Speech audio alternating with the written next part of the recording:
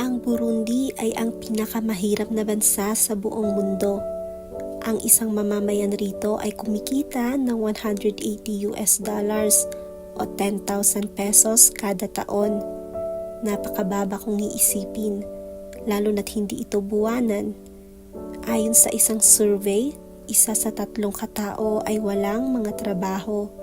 At kung ikaw ay maswerte at mayroong trabaho sa bansang ito, ang iyong average monthly income ay $15 o humigit 800 pesos kada buwan.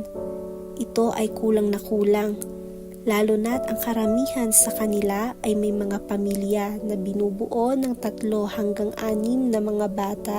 Ang Burundi ay sadyang napakahirap, na kahit sa kalsada ay madalas may mga taong nawawalan ng malay dahil sa labis na kagutuman. Ang mga tao naman na may kakayahang bumili ng pagkain ay madalas na beans at potatoes ang pinanlalaman ng sikmura. Ito rin ang kanilang source of energy upang makaraos sa araw-araw. Karamihan sa kanila ay hindi nakakapunta sa mga supermarket upang makabili ng kanilang mga pangangailangan. Gustuhin man nila, ang kanilang buwanang kita ay hindi sapat. Ang isa namang average Burundian family ay kumikita ng humigit 50,000 Burundian francs o $22 kada buwan. Paano na lamang nila ito pagkakasyahin kung ang 1 litro ng gatas ay umaabot ng 5,500 Burundian francs? 1 litro ng sunflower oil ay 9,000 Burundian francs at ang 1 kilo ng asukal ay tumataginting na 8,500 Burundian francs. Doon pa lamang sa 3 bilihin na yon, halos maubos na ang kalahati ng buwanang kita ng isang buong pamilya. Sa mga liblib na lugar naman dito, ang mga mamamayan ay umaasa lamang sa pagsasaka o panlilimos, kaya marami ang mga magulang na nawawalan ng mga anak dahil sa kagutuman. Ang mga naninirahan naman malapit sa mga lawa ay doon kumukuha ng kanilang pang-araw-araw. Ngunit napakadelikado rin mamangka dito dahil sa mga naglipanang mga buwaya. Karamihan rin sa kanila ay naninirahan sa marumi at masikip na bahay.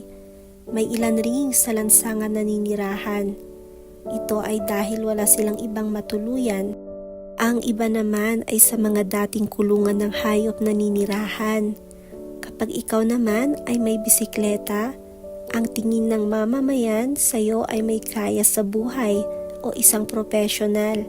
Ganito na lamang kahirap ang bansang ito. Ang mga ibang farmers naman ay kumikita lamang ng 90 cents kada araw na kanilang pangsuporta sa kanilang pamilya. Ang mga farmers nga ay bumabiyahe sa layon na 100 to 150 kilometro sa loob ng 10 hanggang 12 oras araw-araw na may daladalang 200 kilos ng mga produkto. Dahil sa layo at bigat ng kanilang mga dala, ang ilang mga farmers ay nadidisgrasya sa kanilang mga bicycle.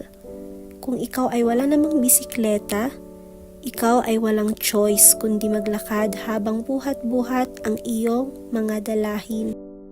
Ang mga mag-aaral naman ay kailangan pang maglakad ng humigit 2 oras bago makarating sa paaralan. Tinatayang 32% lamang ang nakakatungtong at nakakatapos sa sekundarya upang magkaroon ng maayos na trabaho at makatulong sa kanilang pamilya. 1% naman ang bilang ng mga may kakayahang makapag-aral ng kolehiyo. Pili lamang din ang mga lugar na may kuryente. Ganon rin sa teknolohiya. Ang bansang Burundi ay nahuhuli. Ang Burundi nga ay isa sa pinakamahirap na bansa sa mundo. Laganap ang kagutuman, sakit at kahirapan. Ngunit sa kabila ng mga ito, ang Burundians ay nananatiling nakangiti at pursigidong mabuhay at makahahon sa hirap. Sana ay may natutunan tayo sa ating topic ngayon. Kung nais mo pang makapanood ng ganitong mga videos, huwag kalimutang mag-like at subscribe. Maraming salamat. Kita-kits on our next video.